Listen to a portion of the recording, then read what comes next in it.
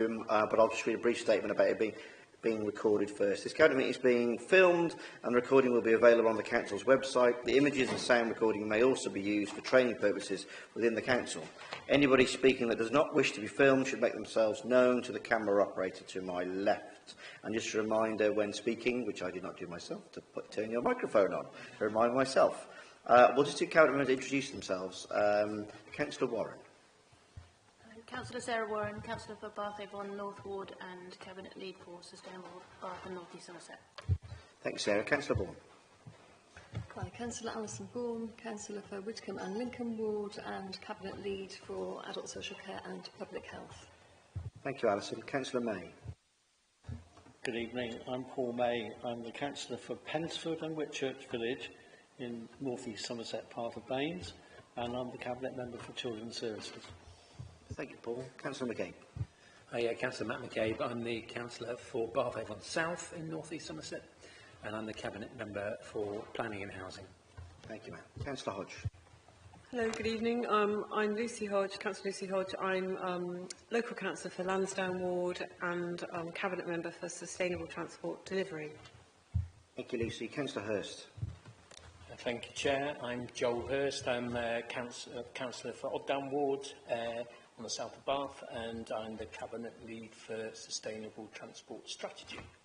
Thank you, Joel. Councillor Elliott. Thank you, Chair. Mark Elliott. I'm Councillor for Lansdowne and Cabinet Member for Resources. Thank you, Mark. Councillor Rigby. Thanks, Chair. Amanda Rigby, Councillor for Baswick Ward and Cabinet Member for Communications and Community.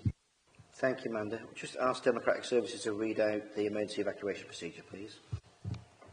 If the continuous alarm sounds, you must evacuate the building and proceed to the assembly point. From this room, you follow the green running person signs to the exit, using either the marble staircase at the end of the building nearest to Bath Abbey or the main staircase. Please do not use the lifts. The assembly point for this building is in Orange Grove on the green outside Brown's Restaurant.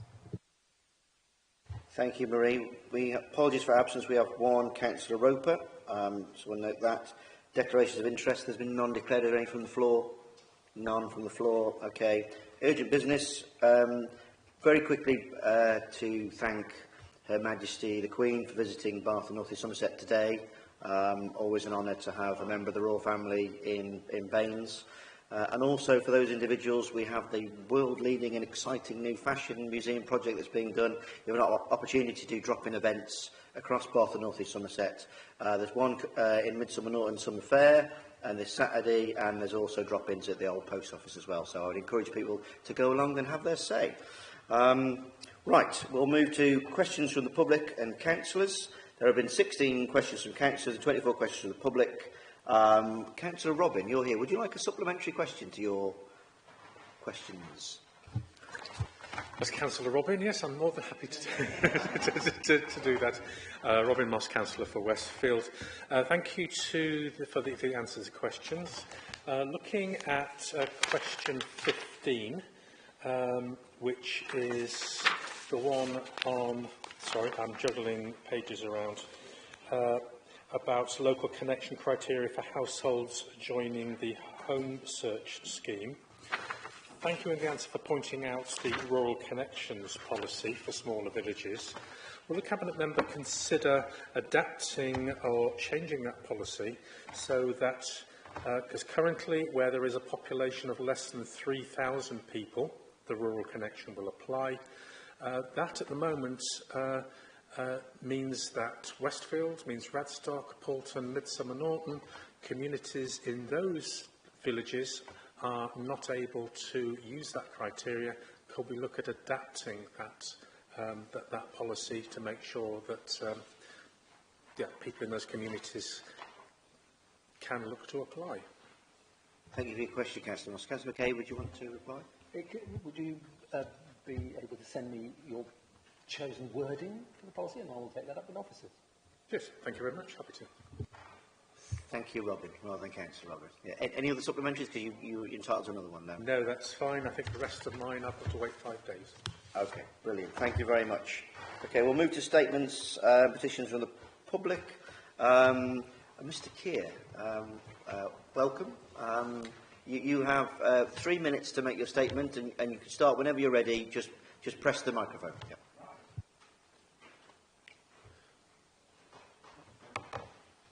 Is this going? Right.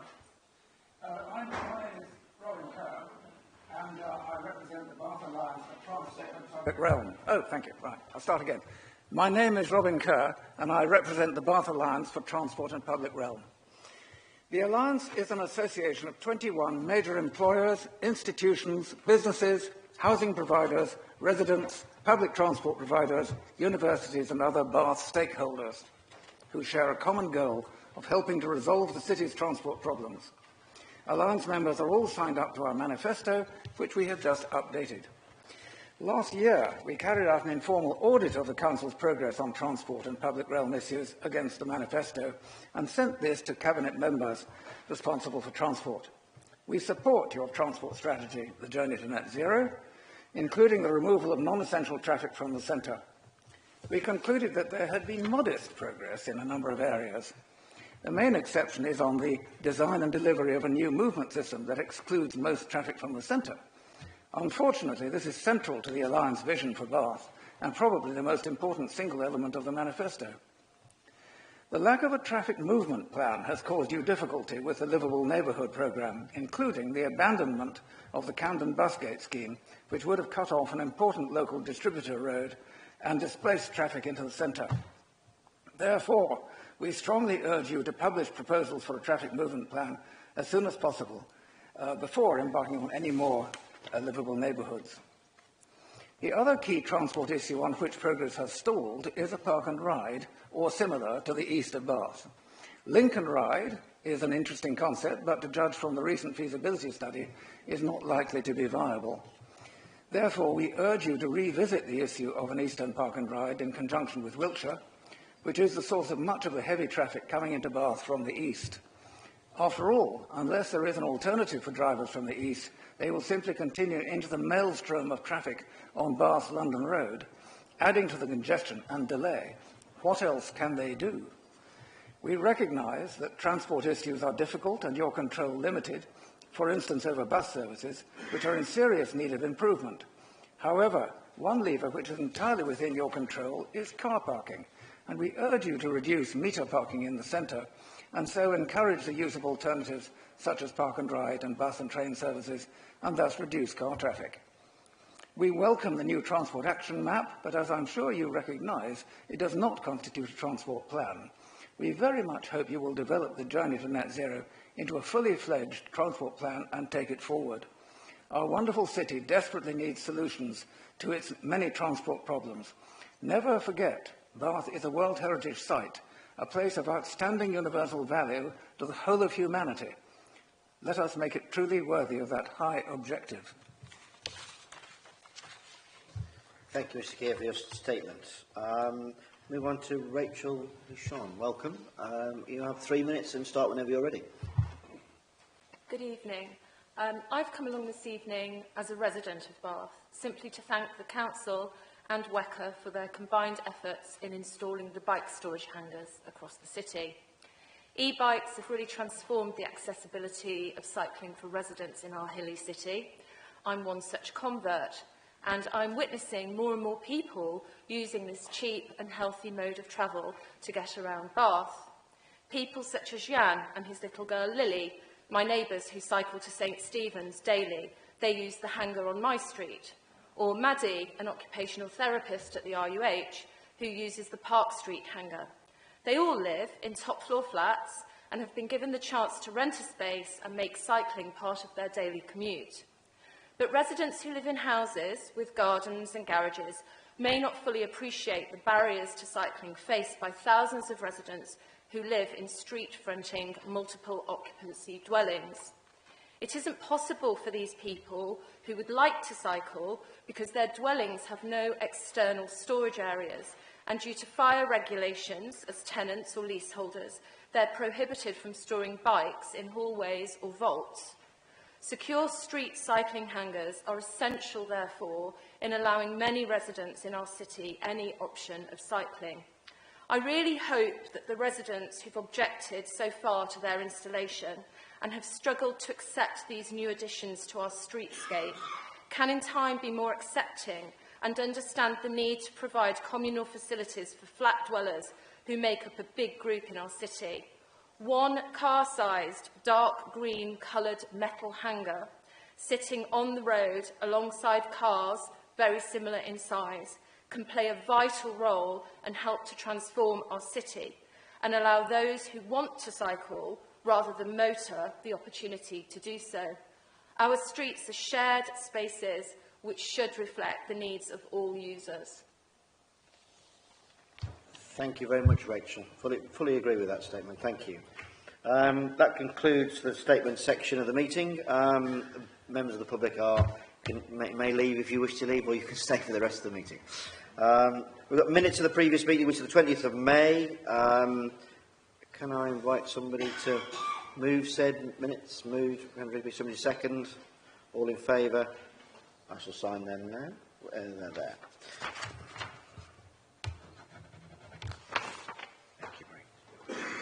Okay. Consideration of single-member items, there is none. Consideration of matters referred to by policy development scrutiny bodies, there is none. Recent single-member decisions taken. Can I ask the Cabinet to note said decisions? So we'll move to the main first paper of the meeting, which is the Youth Justice Plan 24-26. Councillor May to move, please. Chair, thank you very much. Baines is the lead partner for youth justice under the Crime and Disorder Act 1998. Working along with the police, probation and various health bodies, the Council has the duty to publish an annual youth justice plan setting out agreed actions to prevent offending and re-offending by children aged between 10 and 17. The process is clear. The plan must be approved by the Council after Cabinet and after scrutiny colleagues have made recommendations. The Children's Adults Health and Wellbeing Policy Development Scrutiny Committee considered the plan at their meeting on the 12th of May 2025, and following tonight's meeting, the plan will come to full council next week. A year ago, we set out and agreed a 2-year plan, so this evening's decision is a confirmation and update of that plan. Generally speaking, Baines sees a low rate of reported crimes, with only a small number of children being supported through the formal youth justice system. The children who are in the system are some of the most vulnerable children in our community, so keeping them safe is a key part of our role. This service works closely with the Violence Reduction Partnership because we have a statutory responsibility to not only prevent youth offending, but also to collaborate with partners in developing a strategic needs assessment to address serious violence. Funding is statutory, and Baines contributes £508,581 towards the total budget of £949,744. The National Youth Justice Board for England and Wales sets out the framework and funding requirements to trigger the payment of a national grant towards the service. Partnership is essential, and in recent years we've had moved towards a child-first approach, re the justice system, from a youth offending approach. This means that we see children as children, we prioritise the best interests of the child as well as the victims of the crime. This means we have to understand their needs, vulnerabilities, abilities and capabilities so we can help them achieve their full potential moving forward. This also means we work with their families. We develop ways to move away from offending to make our communities safer and having less victims. We listen and learn from the children, their families and the victims. We support children through the formal justice system with a clear aim of preventing them from re-offending. The plan continues with 4 strategic priorities for 24 to 26. Reduce disproportionality. This means we recognise that some children are overrepresented in the justice system, especially children from minority ethnic backgrounds and children with special education needs. And we work in partnership to reduce this disproportionality. Strengthen participation. Number 2 includes approaches to hearing the voices of children and parents and carers. 3, embed child-first principles. This includes training and the use of a new tool to prioritise the voice of the child and the co-creation of their support plans. 4, reduce serious violence, which is the priority relating to knife crime intervention. The plan includes a section reporting back on progress against each of these priorities over the past year. First-time crime in Baines is very low and much lower than national comparisons, and the same applies to reoffending. There was only a single custodial sentence last year. This reflects the close work carried out with the identified risk children and their families. By working with children consistently, we build trust and help them move forward. The partnership was inspected last year and was rated as good, with many areas outstanding. This was a detailed inspection by His Majesty's Inspector of Prisons, lasting 5 weeks and including preparation with case audits, focus groups and meeting all of the partners.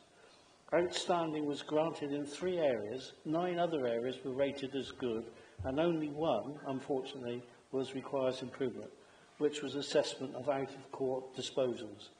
In particular, our staff and delivery of court disposals were rated as outstanding. Management and partnership are meticulous, and the service is really effective for evidence-based interventions. I therefore, with pride, move the recommendations contained within the motion. Thank you, Chair. Thank you, Councillor May. Very accurate numbers there. I was very impressed. Councillor Bourne to second. Thank you, Chair. This is a very comprehensive report which describes clearly the work of our local youth justice partnership. The Council is the lead agency, but the report reflects work done across a range of partners to deliver the best outcomes for our young people, their families and our communities. I'm pleased to note the positive outcome of the inspection undertaken in the past year, including reference to skilled staff delivering evidence-based interventions, which is the bedrock of all good services. The KPIs and activity data provide assurance that this is a high-performing service, and the case studies help bring the work of the partnership to life, illustrating the positive outcomes achieved. The report also conveys clearly the Youth Justice Service's commitment to reflection and continuous improvement. Paul is rightly proud of what it delivers and how it operates. I am happy to second the motion. Thank you, Councillor Bourne. We'll move to the debate. Anyone wish to say anything? I think I'd like to pass on my thanks on behalf of the whole Cabinet to the team. It's an amazing effort. We are lucky to live in an area where we have low crime, and particularly low youth justice crime, but we still need to be very vigilant and help and support those kids that do fall into that slippery network and trap. Right, so we'll move to the vote. Remember, it's electronic, everybody, so go straight to your screens.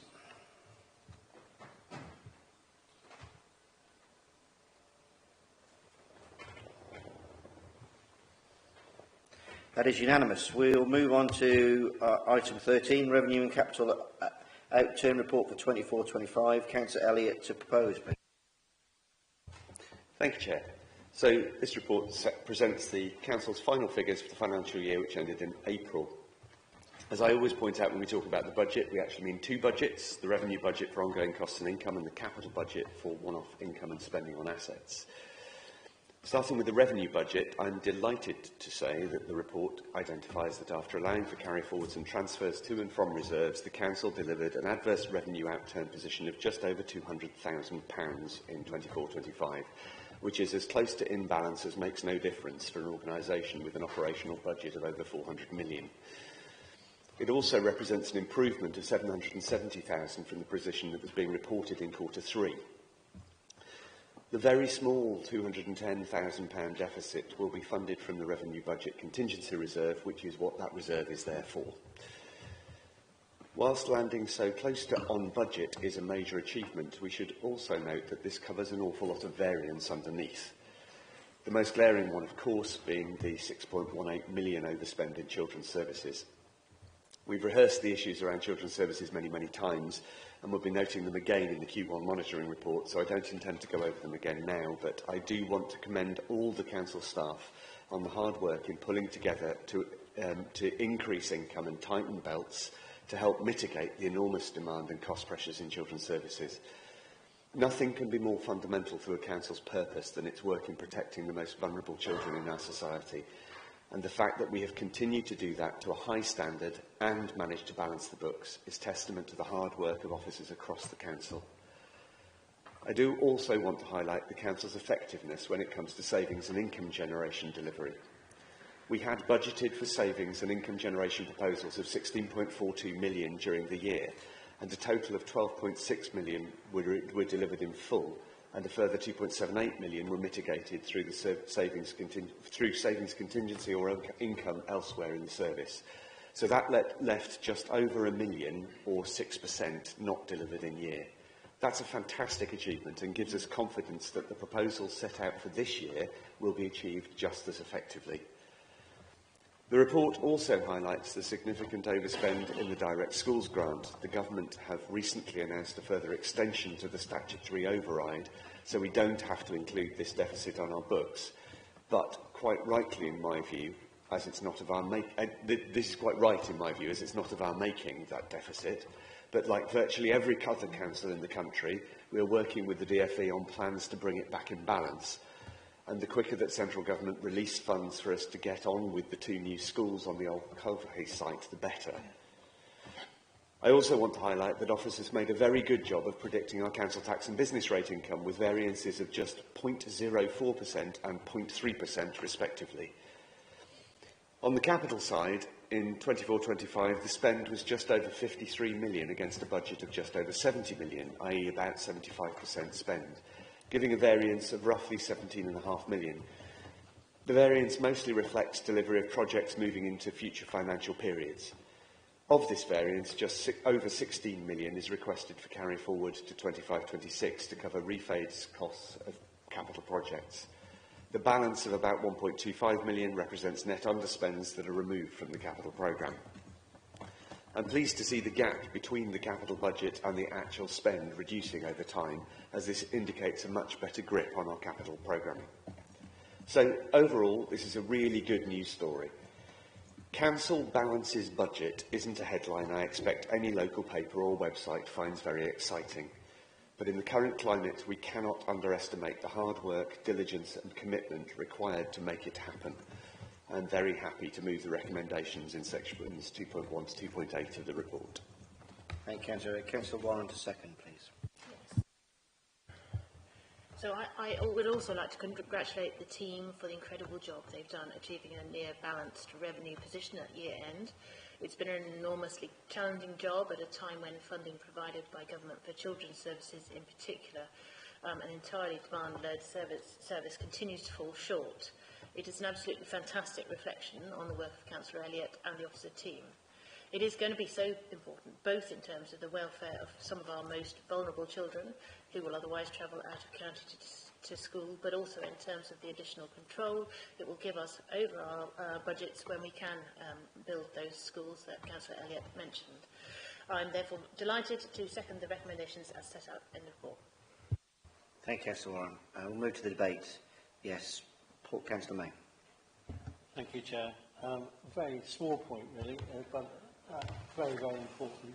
The fact that Children's Services has overspent is down to the demand and complexity of cases, but it's also essential that we don't hide behind that and not run an efficient service. So there's a lot of work going on, and in the future we're hoping we're going to be able to get those pressures dealt with more effectively for the future. So thank you, Chair. Agree. Yes, and please pass on the whole Cabinet's thanks to the team, because it's a monumental effort in the current situation, so well done. We'll move to the vote, please.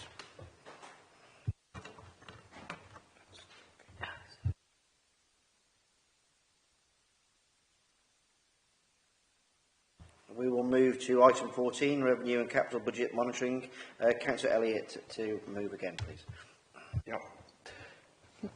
Whilst the last report looked back over the 24-25 financial year, this report is looking at progress since April against this year's budget. It's an early indication based on just the first 2 months of data, which will allow us to spot risks early and, I hope, act on them early. We've taken a slightly different approach to the report this year, given it's so difficult to predict based on just a couple of months of data. We've asked departments to take a risk-based approach to assessing their position. As the report highlights in section 3.3, risk is much easier to quantify than mitigations at this stage in the year, so the report is a risk-based assessment of the services that are at the highest risk of material variance to budget. Obviously, the biggest risk highlighted is once again in children's services. The report is really instructive, actually, in highlighting why we have such a huge difficulty in this service.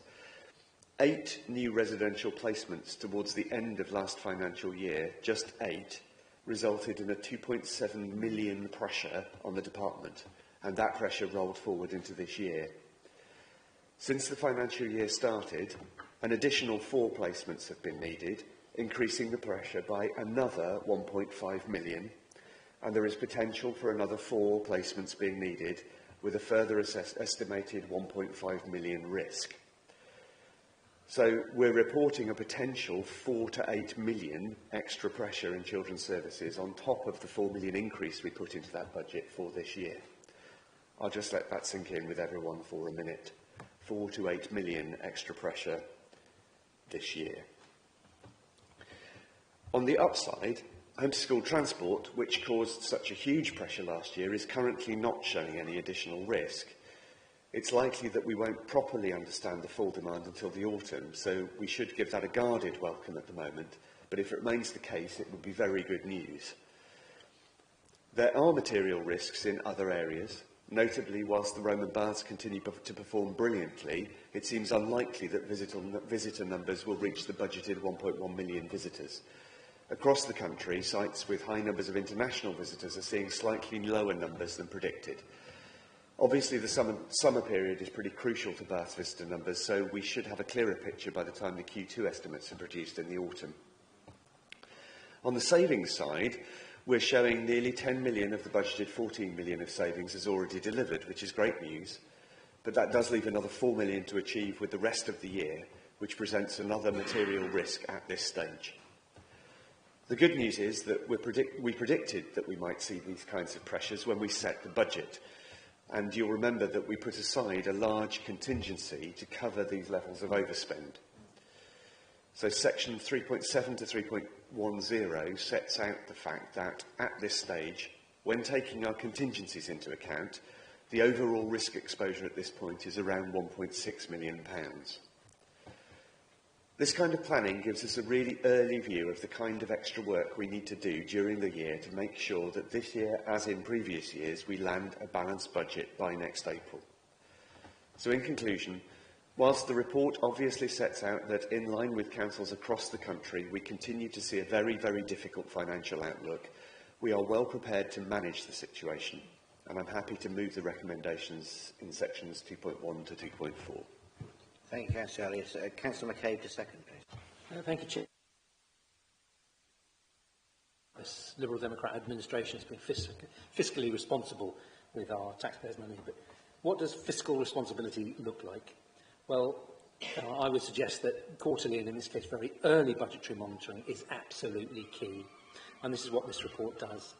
It looks at risk and worst-case scenarios, which allows for all of us to bring forward mitigations and our officer cohort to bring forward early mitigations to better manage the budget throughout the rest of the financial year. So I thank Councillor Elliott for bringing this forward, and I commend all the officers who've done such a great job putting all this together, and I'm happy to second. Thank you, Councillor McCabe. We'll move to the debate. We'll move straight to the vote then, please.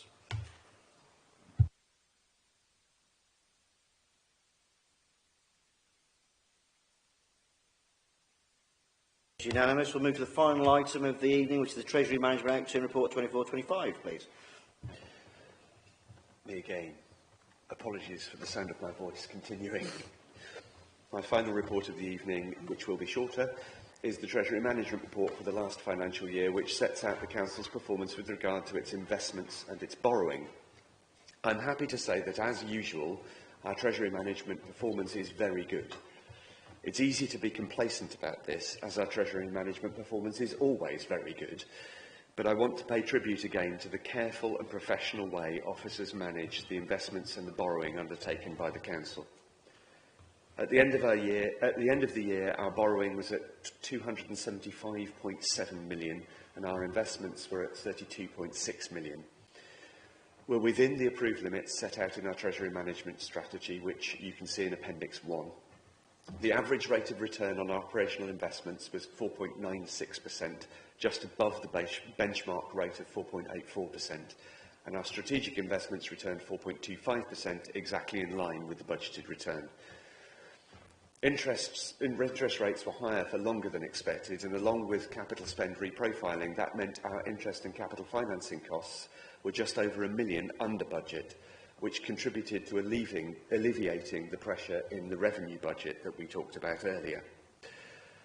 I'm grateful once again for the diligent work done by our Treasury management team. It's not a glamorous part of the Council's activity, but I make no apology for repeating that it really does underpin everything else that we do. Again, I commend the report to Cabinet and move the recommendations set out in sections 2.1 and 2.2. Thank you, Councillor. Councillor Rigby, the second, please. Thank you, Chair. I would like to echo Councillor Elliott's thanks to the team that make this a report that in other councils they don't look forward to receiving it at all because it has very bad news.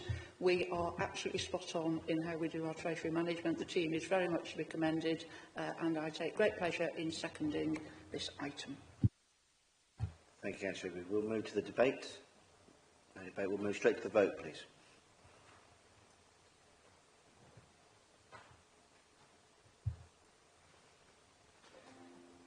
That is unanimous. So that leaves me just to thank everybody for attending and for watching online. I will officially close the meeting. Thank you, everybody.